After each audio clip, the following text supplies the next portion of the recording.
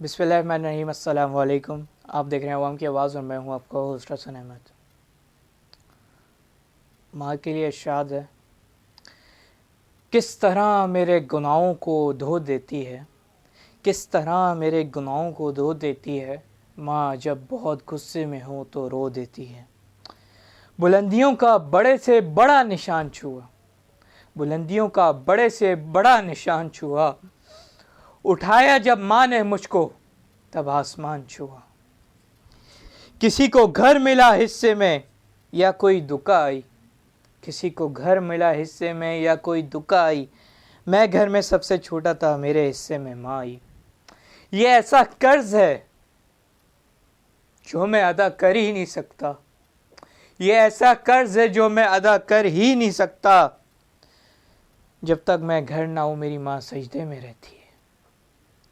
मेरी ख्वाहिश है कि मैं फिर से फरिश्ता हो जाऊं, मेरी ख्वाहिश है कि मैं फिर से फरिश्ता हो जाऊं।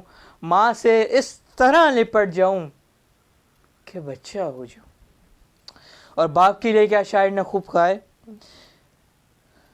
बिना आवाज़ और बिना आंसू के जो रोता है वो बाप होता है। जो अपने बच्चों की तकलीफ़ों के छेदों को अपने बनियान में पहनता है वो बाप होता है। ये सच है कि 9 महीने पालती है माँ हमें पेट में। ये सच है कि 9 महीने पालती है माँ हमें पेट में, और 9 महीने जो दिमाग में मेड होता है वो बाप होता है। नाज़िम मोहतरम, माँ बाप जैसी हस्ती ज़िंदगी में बहुत बड़ी नेमत है। खुश नसीब वो लोग हैं जिन्हें माँ बाप जैसी नेमत अल्लाह ताला ने दी है ज़राती दुनिया में। मैं समझता हूँ कि इंसान जितना भी बड़ा आदमी अमीर क्यों ना हो जाए, जब तक उसके घर में उसके माँ बाप नहीं है उसका घर वीरान है। और मैं समझता हूँ कि आदमी जितना भी गरीब हो, भले झोपड़ी में रहता हो, लेकिन उसके घर में जब माँ बाप हैं या दोनों में से कोई एक है तो उसका घर जन्नत से कम नहीं। माँ बाप पे हालिया दिनों में एक बिल मंजूर किया गया असेंबली में। इस बिल को मंजूर करवाने के पीछे एक बड़े हस्ती की, और मैं समझता हूँ बड़ी सादत की बात है, उनकी खिदमत बड़ी लगी है इस चीज़ में, और बड़ी मुश्किलात का उन्होंने सामना पेश देखी है और पेश हुआ है मुश्किलात का सामना। हमारे साथ आज मैंने मुलाकात करी थी खानकाह ताजिया अमजदिया के सज्जादा नशीं सैयद वजाद अली ताजी साहब से, जिनसे मैंने सवालात किए थे कि वालिदैन के हकूक़ पे जो बिल पेश किया गया है, उससे बिल जो मंजूर किया गया है, इसके पीछे मकसद क्या था। तो उन्होंने बड़ा अच्छा डिफ़ाइन किया चीज़ को। मैंने फिर ये भी पूछा था कि हमारे इस मुल्क में ला इलाहा इल्लल्लाह मोहम्मद रसूलुल्लाह के नाम पे बना है कि इसका इतनी नौबत क्यों आ गई इस मुल्क में कि माँ बाप के हकूक़ के लिए बिल पेश किया जाए। मैं समझता हूँ कि इस्लाम, बेशक इस्लाम हमें कुरान मजीद में भी हर चीज़ में इस्लाम हमें ये हुक्म देता है कि माँ बाप की फर्मा बरदारी, उनकी इताअत करो। तो फिर आज ये नौबत क्यों आ गई? आज हमारे मुल्क में ऐसा बदतरीन स्टैम्प क्यों लग गया ओल्ड एज होम के नाम से? तो आप ज़रा मुलाहिज़ा करिए उनका इंटरव्यू।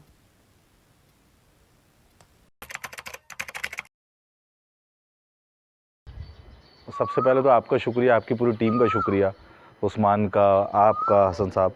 अल्लाह आपको कामयाब करे और तरक्की अता फ़रमाए। बड़ा नाम सिर्फ़ अल्लाह का है और वो अपने बंदों के सदक़े और तुफ़ैल आम इंसानों को इज़्ज़तें देता है।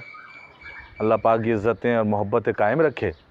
हुज़ूर, बात ये मकसद ये था कि मैं यूरोप पर नज़र डाली, अमेरिका पे नज़र डाली कि जनाब वहाँ पर क्या कानून है। औलाद अगर माँ बाप की गुस्ताख हो और माँ बाप उनके साथ पनिशमेंट करें तो फ़ौरी तौर से वो कॉल करते हैं और पुलिस आती है। तो मैंने कहा ये इस्लामी माशरा है और रियासत मदीना के हम दावेदार भी हैं अल्हम्दुलिल्लाह, और इस्लाम के नाम पर ये मुल्क हमारा हासिल हुआ है, हमें 27वीं शब को हासिल हुआ है। तो मैंने कहा कि यहाँ पर भी एक ऐसा कोई कानून होना चाहिए। वैसे तो इस कानून की ज़रूरत हमें नहीं थी, कुरान के हिसाब से, कुरान की रूह से हमें इस कानून की ज़रूरत नहीं थी। ہمیں ماں باپ کے لیے اوپر اف کرنے تک کے لیے منع ہے، اور ایسی سینکڑوں احادیث مبارک موجود ہیں نبی پاک صلی اللہ علیہ وسلم کی، اور قرآن بھی ہمیں ماں باپ کے حقوق کے حوالے سے بتاتا ہے، لیکن بہت معذرت کے ساتھ ہم وہ کام نہیں کر رہے، ان کاموں سے دور ہیں، محبت آنسوؤں سے بو رہے ہیں، زمیں کا سینہ خون سے دھو رہے ہیں، گما تم کو کہ رستہ مل رہا ہے، یقین مجھ کو کہ منزل کھو رہے ہیں۔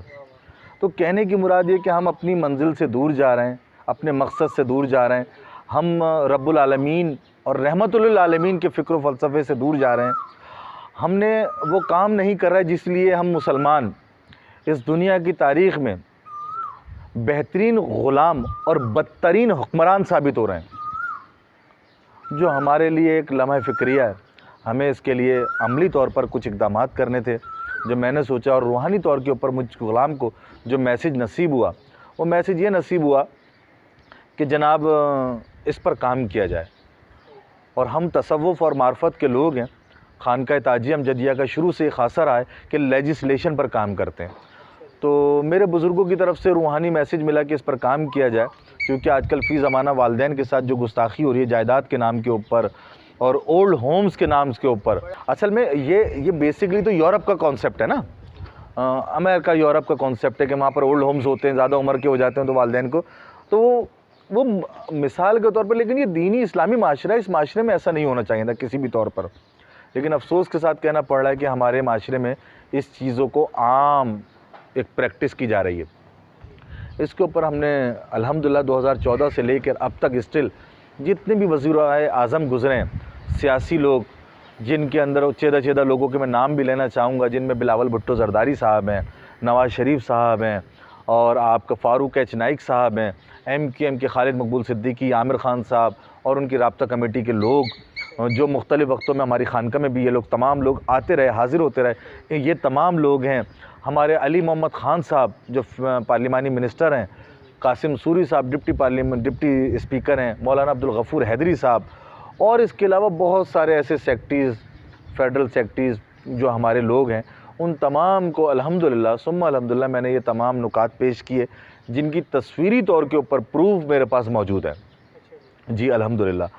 تو اور اس کے بعد میں نے یہ دیکھا حال میں کہ اس کام کے لیے ہمارے صدر پاکستان کا میں بہت زیادہ شکر گزار ہوں، ڈاکٹر عارف علوی صاحب کا، جنہوں نے انیشیٹو لیتے ہوئے ایک آرڈیننس پاس کیا، پہلے سینٹ سے پاس ہوا، اس کے بعد انہوں نے جو ہے آرڈیننس پاس کیا والدین کے حقوق کے اوپر، اور ان تمام حکومتی پارٹی کا، خصوصاً عمران خان صاحب کا بھی شکر گزار ہوں، اور تمام اپوزیشن پارٹیز کا، اور جو لوگ جس بندے نے بھی میں نے دیا اور حکومت کے نمائندگان تک اس بات کو پہنچایا گیا، ان تمام کا دل سے شکر گزار ہوں کہ انہوں نے میری بات کو سنا اور مجھ غلام نے توجہ مبذول کرائی۔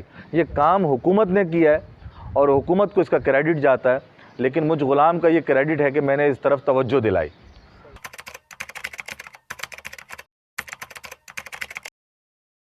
وہ اس کے لیے میں ایک شعر کہتا ہوں کہ ہم اپنے شہر میں ایسی دکان کھولیں گے جہاں آ کے فقط بے زبان بولیں گے، جو کوئی کام نہیں کر رہا وہ ہم کام کریں گے، اور الحمدللہ یہی درس ہے، یہ درس کربلا کا ہے کہ خوف صرف خدا کا ہے۔ بی بی سیدہ پاک سلام اللہ علیہ کی شان میں جو گستاخی ہوئی، اس میں سب سے پہلے آگے مجھ غلام کو سندھ میں شرف ملا، کیونکہ میں پیغمبر زہرا کا بچہ ہوں، حضرت بابا سید محمد تاج الدین ناگپوری رحمۃ اللہ علیہ کا، اس حوالے سے صحابہ اکرام کی شان میں گستاخی ہوئی، اس کے اندر سب سے پہلے الحمدللہ میں آگے سے آگے رہا، جو بھی میری کوششیں رہیں۔ اس کے علاوہ ہم نے مدرسہ اور یتیم خانے کی سنگ بنیاد رکھا، اور میڈیکل کیمپس کے حوالے سے تمام laparoscopic surgeon, گیسٹرونٹولوجسٹ، child specialist, sugar کا ڈاکٹر، یہ تمام اسپیشلسٹ ہمارے یہاں ہر مہینے میں 4 دن بیٹھتے ہیں۔ اور اس کے علاوہ جو ہم کام کر رہے ہیں، کسی بھی اسپورٹس کی ایکٹیویٹی ہو، اس کے علاوہ روزگار کے حوالے سے کوئی ایکٹیویٹی ہو، بچیوں کی شادیوں کے حوالے سے ایشو ہو، مسجد اور خانقاہوں کے حوالے سے بلوں کو مستثنیٰ کرنا، خمس کے اوپر سادات کے لیے، کیونکہ زکوٰۃ ان پر نہیں لگتی، خمس کے حوالے سے ان کو اس حوالے سے خمس پہ قانون سازی کرنا سادات کے لیے، اس پر بھی میں نے مجھ غلام نے کچھ کاوشیں کی ہیں، اور نظام تراویح کے اوپر ہم نے کام کیا ہے۔ انسانی، کیونکہ صوفیزم ایک عبادت ہے، میں اس کو عبادت سمجھ کے کرتا ہوں، نعت خوانی اور قوالی ہے، لیکن انسانیت کی خدمت سب سے بڑی صوفیزم ہے۔ اصل میں بات یہ ہے کہ مٹا دے اپنی ہستی کو اگر کچھ مرتبہ چاہے، کہ دانہ خاک میں مل کے گل گلزار ہوتا ہے. تو میں نے اپنی ہستی کو مٹا دیا سرکار تاج الدین بابا کے نام پر، کیونکہ تاج الدین بابا کی تعلیمات دل آزاری مکن کی ہیں. اور تاج الدین بابا کی تعلیمات یہ ہیں کہ بدی پہ غیر کی تیری نظر ہے مگر اپنی بدی سے بے خبر ہے. تو میں اپنی بدی کا خیال رکھتا ہوں اور دوسرے کی بدی کو ٹٹولتا نہیں ہوں، اپنے مسلک کو چھوڑتا نہیں ہوں، دوسرے کے مسلک کو چھیڑتا نہیں ہوں. مجھے یہ مطلب نہیں کون کیا کر رہا ہے، مجھے یہ مطلب ہے میں کیا کر رہا ہوں. جی ناظرین، بڑی پیاری شخصیت ماشاءاللہ. آپ کو ان کے ہو سکتا ہے اختلافات ہوتے ہیں، ظاہر سی بات ہے، میں سمجھتا ہوں کہ اختلافات ہونے بھی چاہیے لیکن شدت اختیار نہیں ہونی چاہیے. اور جس طرح کی شخصیت ہے، میں گواہی دیتا ہوں کہ میں پہلی بار ملا ہوں ان سے یا دوسری بار ملا ہوں گا، جس طرح ملا ہوں میں ویسے تو جس طرح انہوں نے استقبال کیا ہمارا، جس طرح ہم سے محبت سے ملے تو بڑی خوشی ہوئی، بڑا اچھا لگا ہمیں مل کے ان سے، سید وجاد علی تاجی صاحب سے. اور بڑا اچھا مبارک کام کر رہے ہیں، اللہ تعالیٰ انہیں خوب ترقی عطا فرمائے، ان کے نیک حاجات تمنا مراد اور امید سے بڑھ کر پورا فرمائے. تو اچھا لگا ان سے مل کے، اور جس طرح انہوں نے بتایا اور جس طرح کے کام کر رہے ہیں. انہوں نے یہ بھی بتایا کہ میں نے پوچھا تھا سوال کہ ان کے خانقاہ میں ہی ڈاکٹر بیٹھتے ہیں، کافی مشہور ڈاکٹر ہیں اور کافی مہنگے ڈاکٹر ہیں جو فری میں علاج کر رہے ہیں وہ خانقاہ میں بیٹھ کے. ماشاءاللہ میں پھر سے دل سے گہرائیوں سے ان کا شکر گزار ہوں کہ انہوں نے ہمیں اپنا قیمتی وقت دیا. اور آپ سے بھی گزارش کرتا ہوں کہ آپ بھی اپنے حساب سے، اپنی حیثیت کے حساب سے فلاحی کام میں دلچسپی لیں. اس میں بڑی اللہ کے رسول صلی اللہ علیہ وسلم نے بشارتیں دی ہیں. اس کے بعد دیجیے آج مجھے اجازت، انشاءاللہ زندگی بخیر آپ سے پھر سے ملاقات ہوگی. اپنا خیال رکھیے گا. اللہ حافظ. پاکستان زندہ باد.